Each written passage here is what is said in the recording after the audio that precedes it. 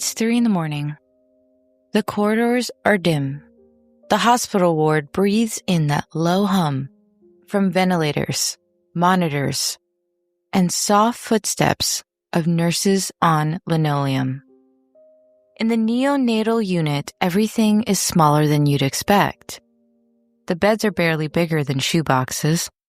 The hands reaching in through incubator ports are enormous by comparison.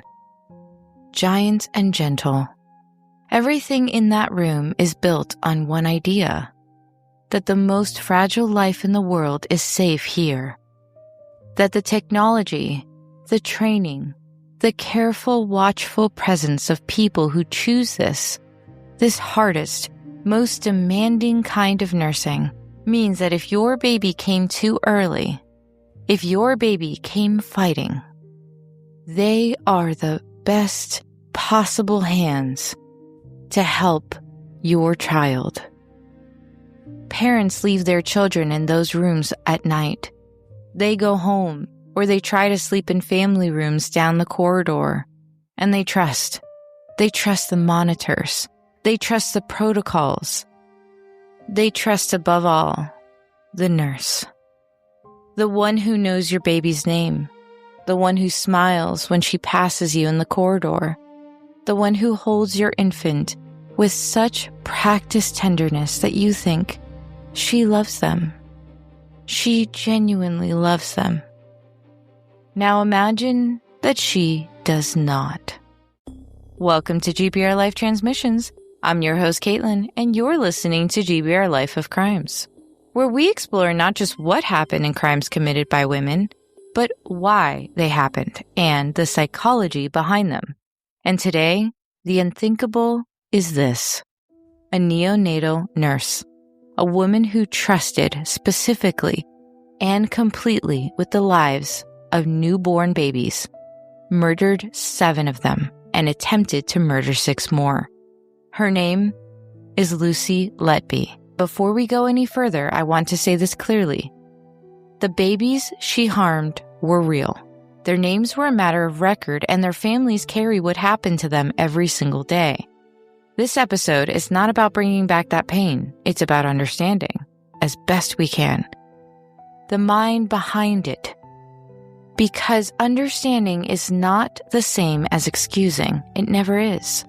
But in the ask, in the real, uncomfortable, unflinching ask, we get closer to the truth, and the truth in cases like this might be the only thing that protects the next child in that incubator. So let's begin. Lucy Letby was born on January 4th, 1990, in Hereford, England. She was an only child. And if you read the early descriptions of her, from neighbors, from teachers, from people who knew the family, you get a portrait that is almost aggressively ordinary. She grew up in a semi-detached house in a quiet suburb. Her parents, John and Susan, were by all accounts devoted, stable, and deeply involved in her life. Her father worked for a gas company. Her mother worked in a doctor's surgery. They went on family holidays. They attended church. They were, by every visible measure, a loving, conventional, in a way, unremarkable English family. And here is where Lucy's story immediately becomes more complicated than almost any other case we've covered on this show. Because the default narrative we reach for when a woman commits atrocity, the broken home, the absent parent, the undocumented abuse, even the visible fracture, none of it applies here. There is no catastrophic trauma on public record.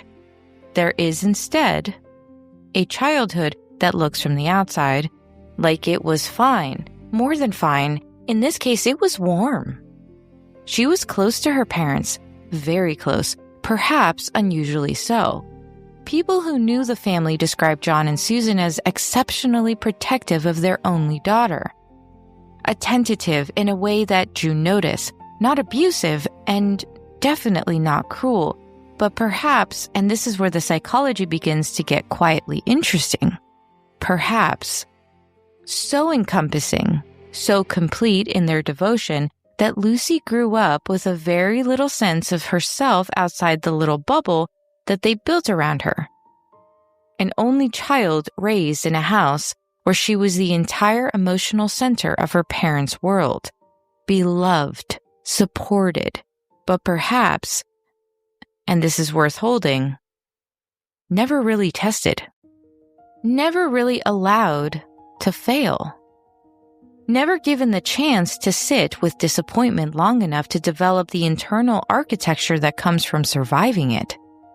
Psychologists sometimes speak of what they call enmeshed family systems. Not abused ones, not neglectful ones, but families where the boundaries between parent and child are blurred in a different direction, where the parent's emotional world wraps around the child so thoroughly that the child never fully becomes an individual, never quite becoming just that separate person with a separate interior life. And so what grows instead is a surface, a performance of normalcy, so practiced it becomes indistinguishable from the real thing, even to the person performing it. I want to pause here and be careful, because none of that explains murder. Millions of children will grow up in close, protective, emotionally enmeshed families and live ordinary lives. The childhood I've just described is not a blueprint for what came later. It is, at most, a thread, one of many threads that researchers and forensic psychologists have pulled at in trying to understand how a person who presented consistently and convincingly as a competent and kind person was capable of harming infants in the dark. What's worth noting is this. Developmental psychology is increasingly interested in what happens in the gap between a highly controlled, approved-centered childhood and the demands of adult life. When a child grows up in an environment where love is abundant but performance is always subtly required, where being good, being normal, being the child your parents can be proud of is the unspoken condition of the whole arrangement, the child learns to manage their external image with great precision. They become fluent in seeming, and the self that exists underneath the seeming. It can remain in important ways underdeveloped, raw, reactive, capable of things the surface self would never allow the outside world to see. So when Lucy grew up and finally went to Hereford Sixth Form College, where she studied A-levels, and then Chester University, where she trained as a nurse, people who knew her during this time describe things you'll hear over and over again in this case. She was pleasant. She was diligent. She was, by any observable measure, unremarkable in the best possible sense. She studied hard. She seemed to genuinely care about her work. And she was not a standout in any troubling direction. She was, in other words, exactly what she appeared to be, a woman who had found her calling in caring for people. But look a little more closely, and something begins to emerge. Accounts from this period describe a young woman who found it very difficult to process criticism, who, when things didn't go her way, or when things felt overlooked or undervalued, responded not with anger, not visibly, but the kind of studied withdrawal, a recalibration, a very controlled, very deliberate management of the situation. There was no dramatic incidents on record from her teenage years or her training, and there were no red flags that scan clearly in retrospect. What there is, perhaps, is a portrait of someone for whom the gap between internal experience and external presentation was already at a young age exceptionally wide. And there is something else worth holding on to here. She wanted from a young, very young age to work with babies, not with adults, not in general nursing. She was drawn specifically and early to neonatal care. to the most fragile patients, to work where every shift was defined by an extreme of vulnerability and extreme of trust, where the patient cannot speak, cannot report, except exist in the care and the person assigned to them. Whether that speaks to genuine vocation, which for most neonatal nurses is absolutely the case, or whether it speaks to something else in Lucy, or at least in her case, that is a question I don't think we can answer cleanly, but it is a question worth asking. Forensic psychologists who study what is sometimes classified as caregiver harm, a category that includes a specific and deeply disturbing subset of cases where medical professionals harm the patients they were meant to protect. They've noted a recurring profile, not universal or diagnostic, but reoccurring. A person with a strong need for external validation and a high degree of need for control. A person whose professional identity is deeply tied to being seen as competent, passionate, and needed. A person who in a care environment finds something that ordinary social life just doesn't offer. A context in which their authority is total, in which patients are entirely dependent, in which they are the most powerful person in the room. And in a neonatal unit, that dynamic is as extreme as it gets. You're not just competent. You are potentially the difference between life and death every single shift. And for most nurses, that weight is the burden they carry willingly out of genuine vocation for a small, rare, frightened subset. Research suggests that weight is something else. It is control. It is significance. It is the one place where they are without question in charge, where what they do matters, where they are, in the most absolute sense, needed. So when Lucy qualified as a nurse in 2011 and took a position in the Countess of Chester Hospital in Chester, England, she went straight for the neonatal unit. She was, by professional assessments, a good nurse. Colleagues loved her. Senior staff absolutely trusted her, and she was conscientious, reliable, and appeared emotionally invested in her work in a way that is the hallmark of the best neonatal nurses in the world. Over the following years, she progressed. She was trusted with increasingly complex cases. She was part of the team. By all measures, she had built exactly the life that she had been working toward. She lived close to her parents, very close, and by all accounts remained extremely emotionally dependent on them into her adult life as well. And her social world, it was small. Her identity was basically her work. And in 2015, this is when something starts to shift. The statistics start to tell a story that no one really wants to hear. The neonatal unit at the hospital begins recording an unusual number of unexpected infant deaths and sudden unexplained collapses. The numbers, when you look at them clearly, are not ambiguous. They are a pattern, and the pattern has a through line. In case after case, Lucy happens to be the only nurse on duty.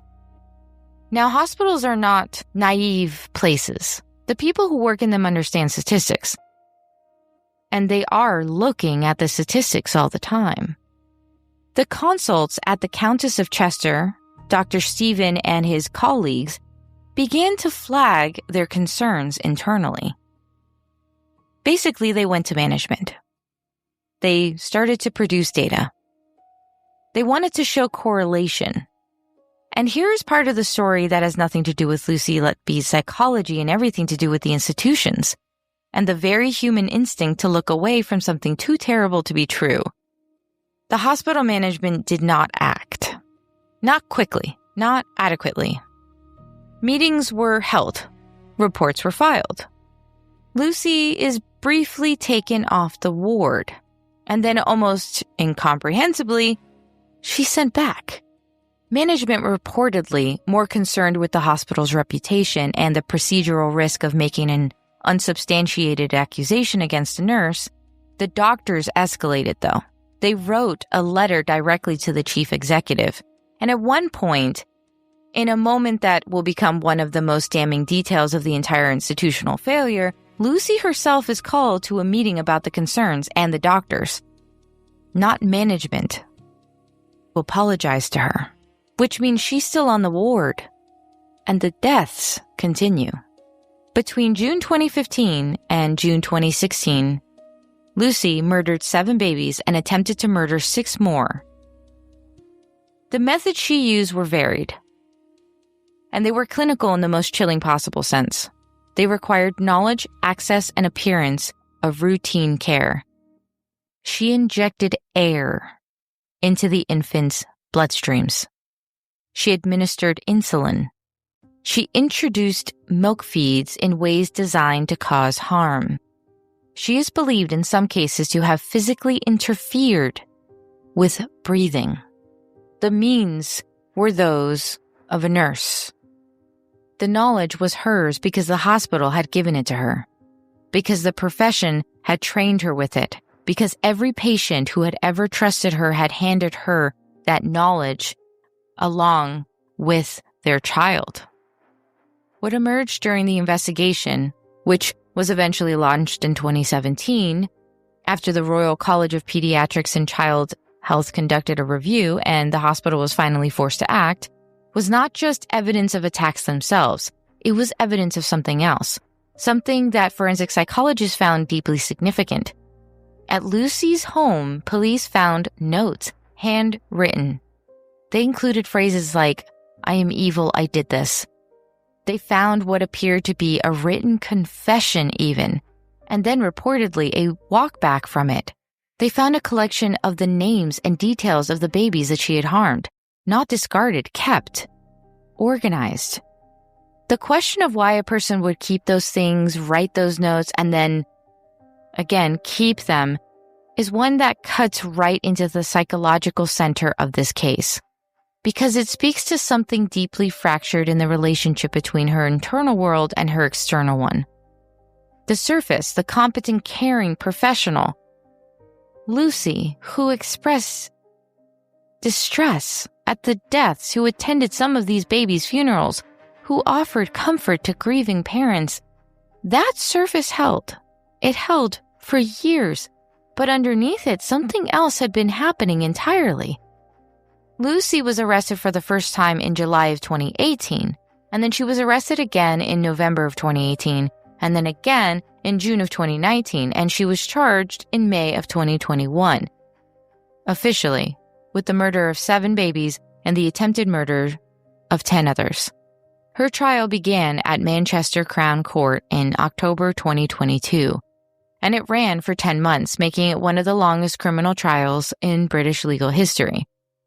The prosecution's case was built on 3 pillars: the statistical evidence, the overwhelming correlation between Letby's shifts and harm events, which experts calculated was far beyond the range of coincidence, the medical evidence, specific, identified traces of insulin in blood samples, air was found in the bloodstream, and the detailed clinical findings that pointed to deliberate intervention rather than natural deterioration. And the personal evidence, the notes, the records, and something else. Something that stopped a lot of people cold when it came out during the trial. The Facebook searches. Lucy had searched for the families of babies she had harmed in the weeks and months after the deaths. She looked them up. She followed their grief online. She watched the parents write about their children after they were gone. I want to stay with that for a moment because it is one of the most psychologically revealing details of the entire case. It is not the behavior of someone who is indifferent. It is not cold or blank detachment. It is something that looks more like compulsion, like an inability to let go of the reality that she had created. Whether that speaks to guilt, to fixation, or to a need to experience the significance of what she had done, we cannot know that for certain. But it is the behavior of someone for whom these acts carried enormous psychological weight. Throughout the trial, Lucy maintained her innocence. She did not testify in her own defense. Her legal team argued that these deaths were natural, that the medical evidence was misread, and that the statistics were simply flawed. Expert witnesses on both sides were exhaustive, but the jury, after 22 days of deliberation, found Lucy guilty of the murder of 7 babies. And on August 21st, 2023, she was sentenced to a whole life order. In England and Wales, that is the only sentence beyond life imprisonment. It means she will never be released. She will die in prison. She was 33 years old. She was not in the court to hear the sentence read because she had refused to attend for the final days of the proceedings, including for the victims' families' impact statements. And the judge, Mr. Justice Goss, noted this. He said that she had shown no remorse. He described her crimes as the darkest ever to be heard in this country. So now let's do the hardest part. Let's sit with what we actually know and what we genuinely don't about Lucy's psychology. Because if we're being honest, and this is what we do here, this case sits at the very edge of what the psychological frameworks can currently explain. No formal psychiatric diagnosis has ever been made, based on the behavioral evidence on the work of the forensic psychologists who have studied the case. What is sometimes called angel of mercy killings. I'm sure you knew I was going to get to this point eventually. A term I find deeply uncomfortable. The angel of mercy killings, that is. Because there is no mercy in any part of what Lucy did. But the clinical category is typically filed is health workers who basically kill patients. And it's a studied, rare phenomenon. Because research suggests that the profile of the perpetrator often includes several consistent features. A professional identity that is central to self-worth. A psychological need for control that is managed through the context of care. A capacity for profound disassociation, and the ability to partition the self so completely that the person who goes home and calls their mother and watches television and makes tea is genuinely, functionally separate, at least in lived experience, from the person who was at that ward an hour earlier who had done what she did. But there is a significant subset of cases in all of this. A need for significance that tips at some point under some set of pressures into the creation of crisis rather than resolution of it. Because the nurse who saves a deteriorating baby is a hero. And the nurse who creates the deterioration and then responds to it, in her own mind, possibly also a hero. And that is called the hero-perpetrator pattern. And Lucy was reportedly present at several of the resuscitations of babies that she had harmed. She helped try to save them. So how does a person do that? How do you stand in a resuscitation and work to bring back a life? The answer, according to research, is compartmentalization. And here's where I come back to the childhood. Again, not an excuse, never an excuse, but as a thread. If you grew up in an environment where the surface is everything, where performance is love and love is performance, where the self you present and the self you actually are managed with great care but never actually fully integrated, you are perhaps more practiced than most at keeping those two worlds separate. But that's not a path to murder. But it is a set of conditions under which if something else present in the neurological and psychological makeup of the individual, the capacity for radical self-division is already there, already practiced. What was in Lucy's makeup beyond that, though? We don't fully know. We may never know. What we can observe from the outside, from the evidence of her behavior across the entire arc of this case, is a person for whom the professional context of care had become inseparable from identity. A person for whom the loss of control being removed from the ward, being questioned, being looked at by colleagues with suspicion appeared to cause something close to psychological emergency. A person who, when the mask was most at risk of slipping, became the most insistent that the mask was the reality, who even now, in the face of a whole life sentence, reportedly continues to maintain innocence. Not because the evidence is genuinely ambiguous. It's clearly not. There were letters. She wrote them. But because the alternative, the full acknowledgement of what she did and who she is, may simply be something her psychological structure can't accommodate. Or will not. That is what makes cases like this so hard to process and so important to understand. Because the version of evil that announces itself, that looks dangerous, that feels dangerous, that version, we have some hope of seeing coming. But the version that wears the costume of caring, that version requires us to be smarter, more alert, and more willing to trust the data over the discomfort of what the data implies. Lucy will spend the rest of her life in prison. But there is no way that we can serve true justice here because those babies will never come back. Those children of parents who were already suffering lost that opportunity of a full life with their children. And right now, there's a baby somewhere in a hospital. Small, early, fighting. And there's a nurse behind them who chose that room, that work, that weight out of something real and irreplaceable in herself or himself. And the overwhelming truth, the statistical, human, observable truth, is that this person is exactly who they appear to be, exactly who they were trained to be, exactly who those parents need this nurse to be.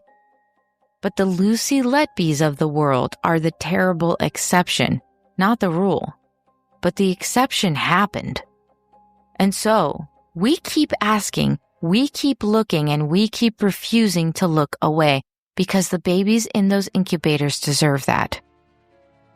This has been GBRLIFE of Crimes, part of GBRLIFE Transmissions, and I'm Caitlin, reminding you that understanding the darkness helps us appreciate the light. Join me next time as we uncover another case that challenges everything we thought we knew about the criminal mind.